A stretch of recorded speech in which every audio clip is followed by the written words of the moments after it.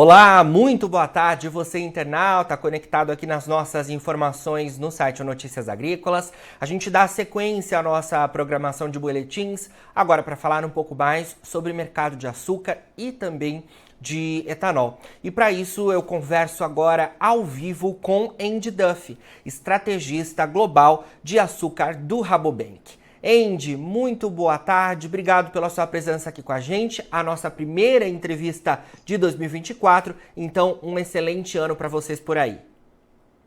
Olá, Jonatas, feliz ano novo para você também e muito obrigado pelo convite. Obrigado você, Andy, pela participação mais uma vez aqui com a gente. E como eu falei, né, vamos comentar um pouco mais sobre mercado de açúcar e de etanol, mas eu queria começar falando sobre mercado de açúcar, né, Andy, porque a gente tem aí, né, o mercado sendo impactado por diversas variáveis macroeconômicas e também dos fundamentos. A gente vai falar um pouco mais sobre tudo isso, mas eu queria iniciar sobre a questão envolvendo a oferta e a logística global, porque as tensões seguem no Oriente Médio e me parece que há bastante preocupação quando a gente fala em termos de logística global com o Mar Vermelho, né, onde há ali um grande escoamento de diversos produtos e mais recentemente começou-se aí a se preocupar com a questão do açúcar. Eu queria que você analisasse esse cenário, se há de fato preocupações com o açúcar, também se fala muito, né, das preocupações envolvendo o petróleo, que impacta também nos preços do adoçante. Tá, bom, claro, obviamente a situação de petróleo realmente criou uma preocupação geral, dado que além da questão de combustível, a relação com o preço de etanol e açúcar, mas também como uma parte universal de custo de produção de toda a agricultura. Então, todo mundo está de olho por causa disso. A respeito de açúcar, a gente sabe que o Oriente Médio é uma região de grande déficit, tem várias refinarias importantes naquela região. No Mar Vermelho tem refinarias baseadas em Arábia Saudita, por exemplo, e mais no geral, na região, obviamente, você tem outras entidades como a refinaria de Dubai. Então, quanto mais tem ameaça de disrupção generalizada da situação, é óbvio que isso começa a pesar em cada vez mais commodities, inclusive açúcar. Então, sim, eu acho que tem razão para ficar de olho nos desenvolvimentos, porque tem unidades relevantes e transporte relevante de açúcar naquela região. Então, atenção aí voltada ao mercado do açúcar por essa questão, né, envolvendo a geopolítica, e a gente tem essa nova informação que compõe um cenário de oferta, né, já de atenção, principalmente quando a gente olha a safra asiática, né, com problemas ali sendo registrados na Índia e na Tailândia. Ontem, por exemplo, a gente teve uma divulgação sendo feita por parte de entidades ligadas às usinas na Índia, com queda na produção em relação à temporada passada. Como é que a gente vê esse cenário envolvendo a oferta global de açúcar, Andy, com foco principalmente nesses problemas na Ásia? Eu acho que é super relevante esse ponto, Jonas, porque tanto na Índia quanto na Tailândia, mesmo que isso para vários meses tem sido sinalizado uma preocupação a respeito de produção dessas safras atuais.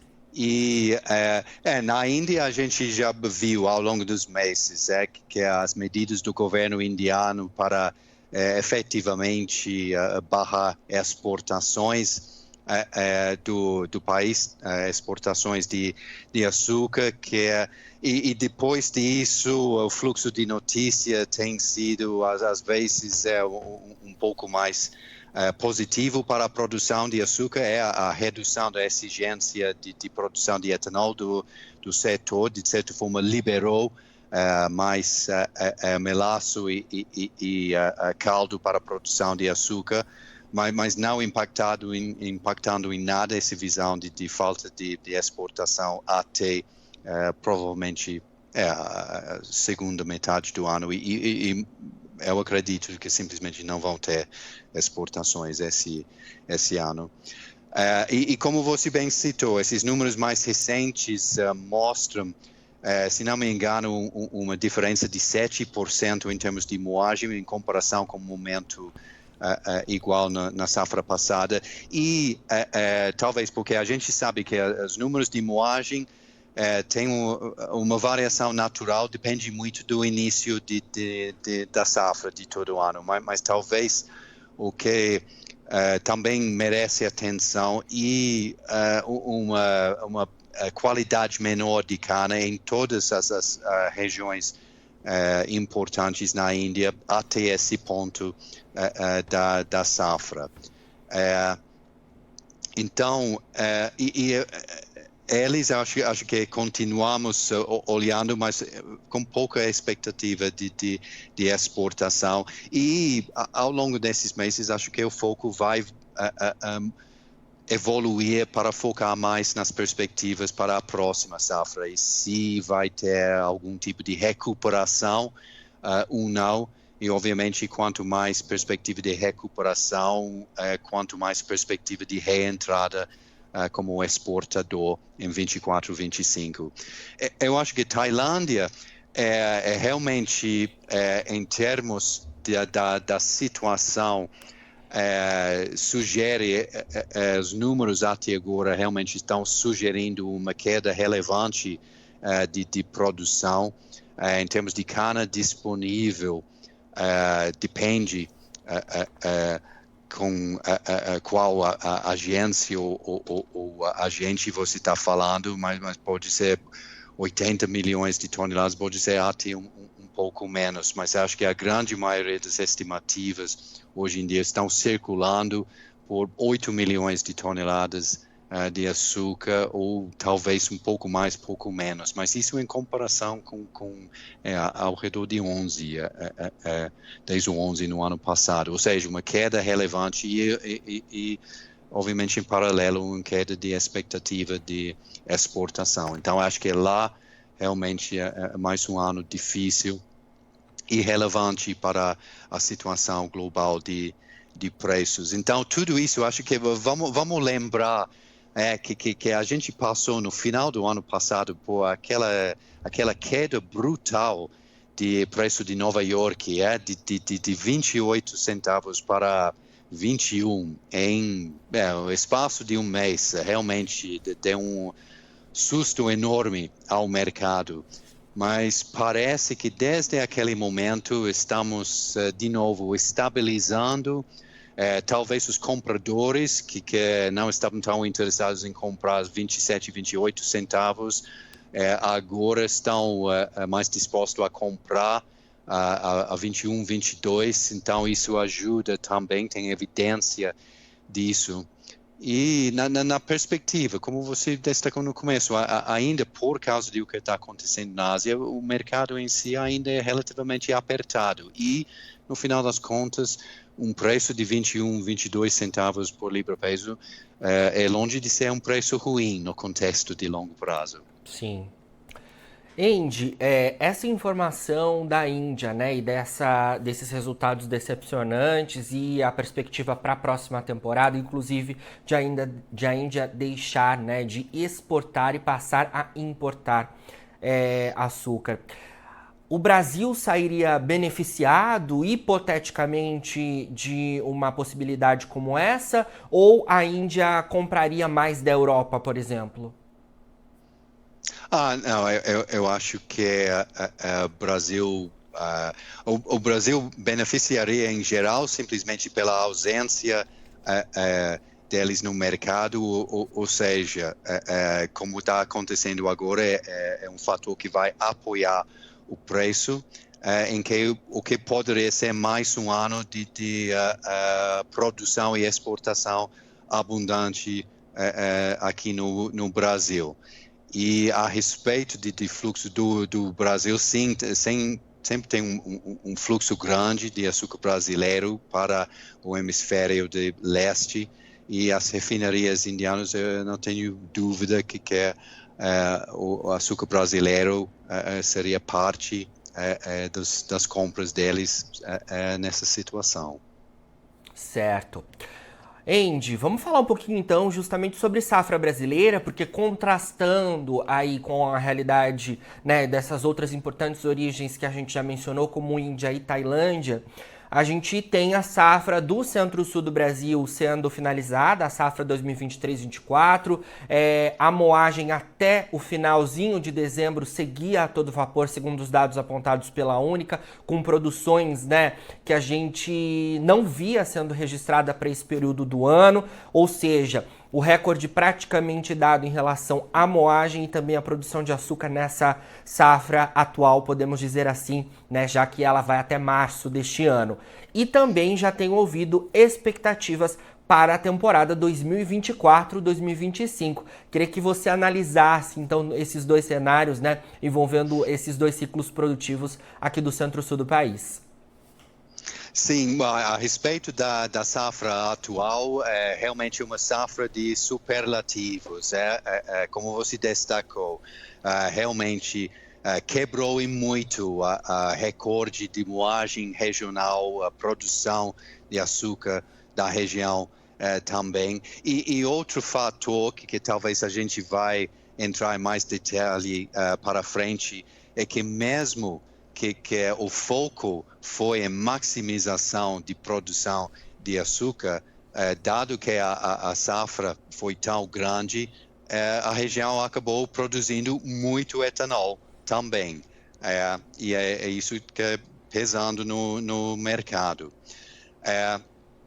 Então, os números finais, obviamente, a gente tem que esperar alguns meses, mas tem sido espetacular. E para a safra que vem, obviamente, é difícil fazer mais do que uma visão preliminar, mas acho que tudo indica mais uma safra grande.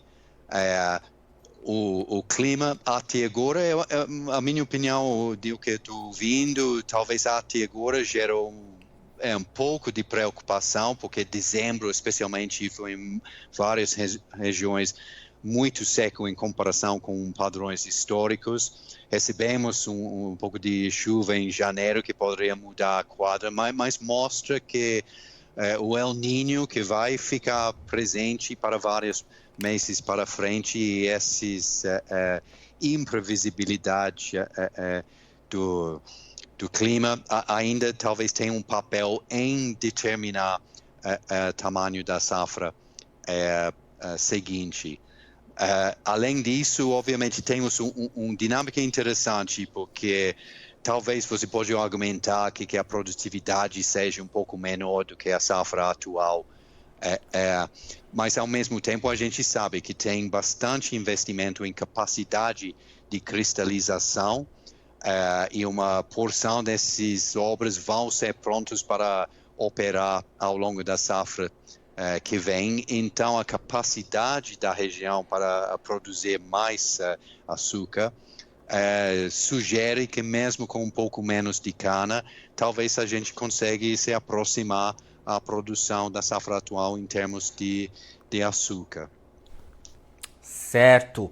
Para finalizar, Andy, queria falar um pouco mais sobre etanol. Você até trouxe aí essa realidade de produção, né? Também bastante abundante de etanol. Tenho ouvido que os estoques estão bastante, né, altos envolvendo o biocombustível, né?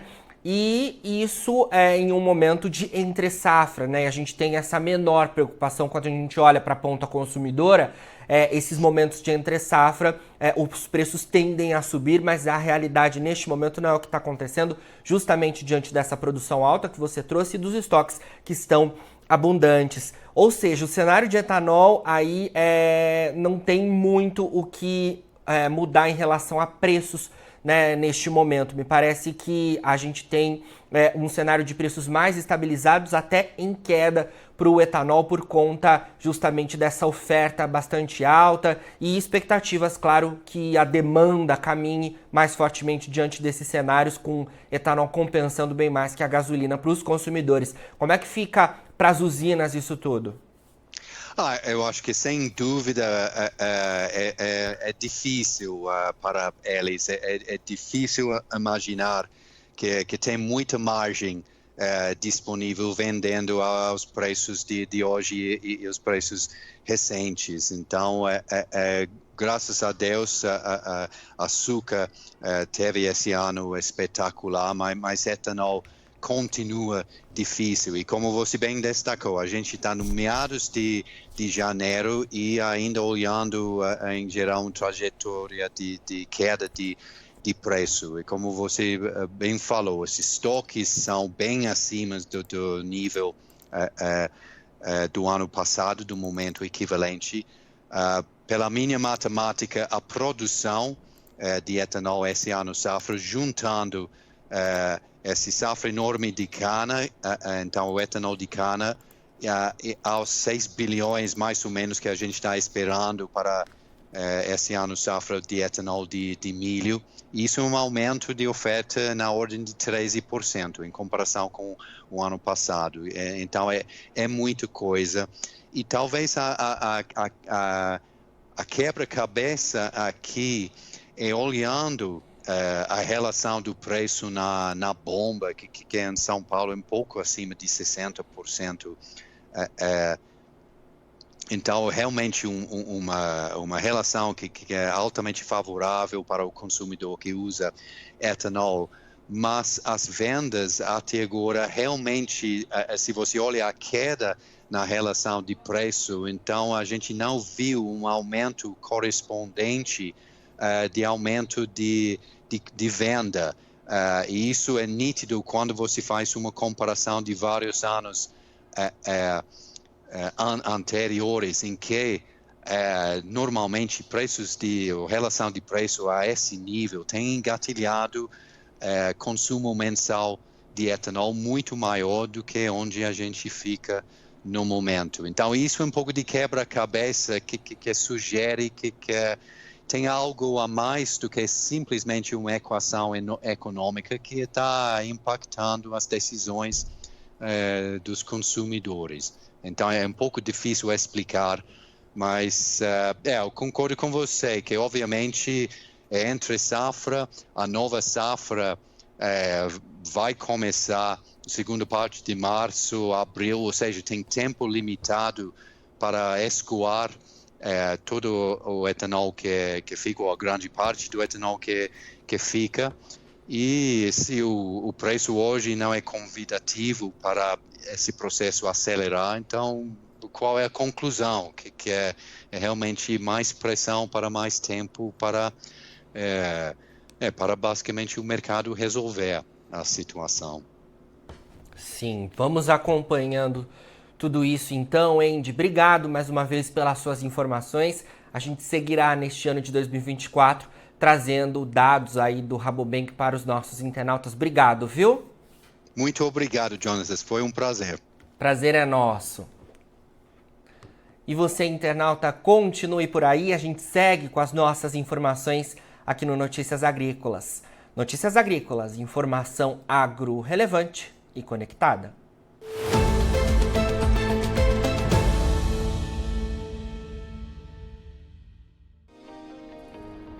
Se inscreva em nossas mídias sociais, no Facebook Notícias Agrícolas, no Instagram @Notícias Agrícolas e no nosso Twitter @Notiagre. E para não perder nenhum vídeo, não se esqueça de nos acompanhar no YouTube e na Twitch, Notícias Agrícolas Oficial.